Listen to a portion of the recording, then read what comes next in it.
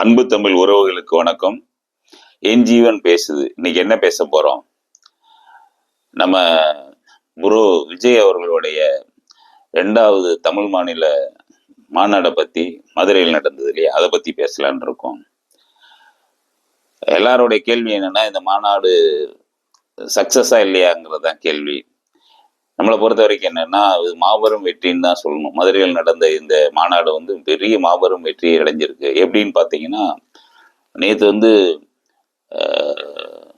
நேற்று மாலையில தான் மாநாடு நடக்கிறதா இருந்தது. ஆனா கூட்டம் வர ஆரம்பிச்சதுன்னு முதல் நாள் மாலையிலிருந்து குடும்பமா அங்க தங்கி அதுக்காக வேலை பார்த்து மொத்தம் எத்தனை லட்சம் பேர் வந்திருக்காங்கன்னா 2,50,000 பேரு கிட்ட வந்ததா ஒரு ஒரு கணக்கு சொல்றாங்க.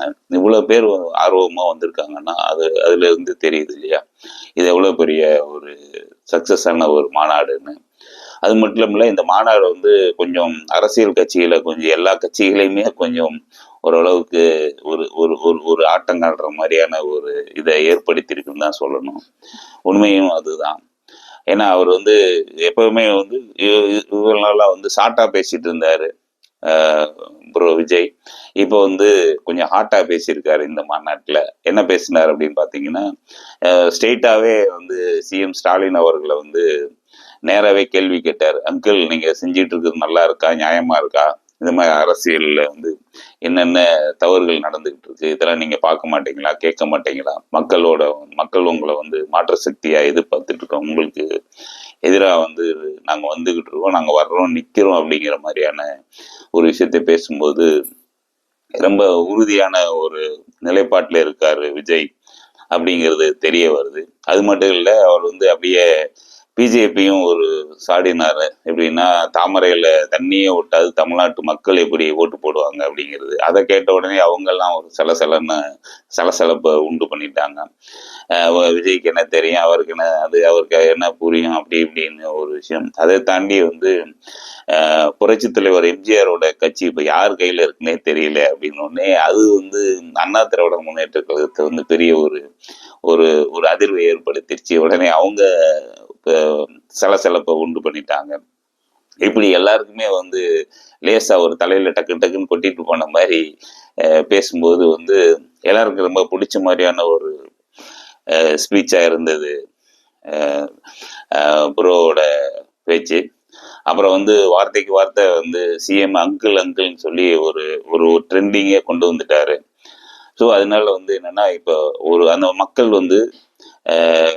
பேராதரவு கொடுக்க போறாங்க விஜய்க்கு.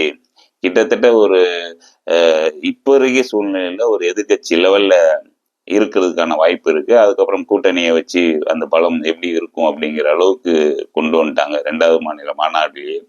அது பெரிய பெருமையா இருக்கு. என்ன இதுல ஒரு விஷயம் பேச வேண்டி இருக்குன்னா, எல்லாரும் என்ன சொல்றாங்கன்னா, அவருக்கு என்ன அரசியல் தெரியும், அவருக்கு என்ன ஒரு அந்த கூட்டம் இப்போ வந்த கூட்டம் தானே, அவங்களுக்கு என்ன தெரியும் அப்படின்னு.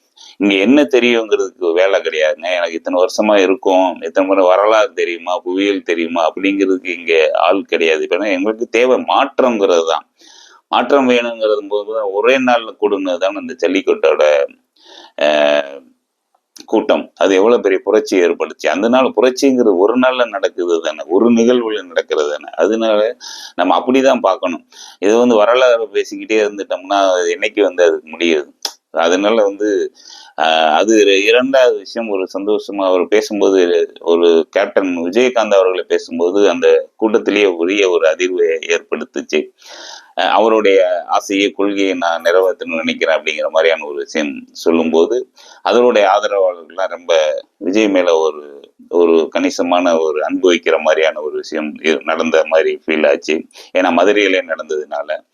அப்புறம் இன்னொரு விஷயம் என்னன்னா, புரட்சி தலைவர் எம்ஜிஆரை பத்தி அவர் பேசும்போது, எம்ஜிஆரை பத்தி மறந்துட்டாங்க. அதிமுகவே மறந்துருச்சு அப்படின்னு தான் சொல்லணும்.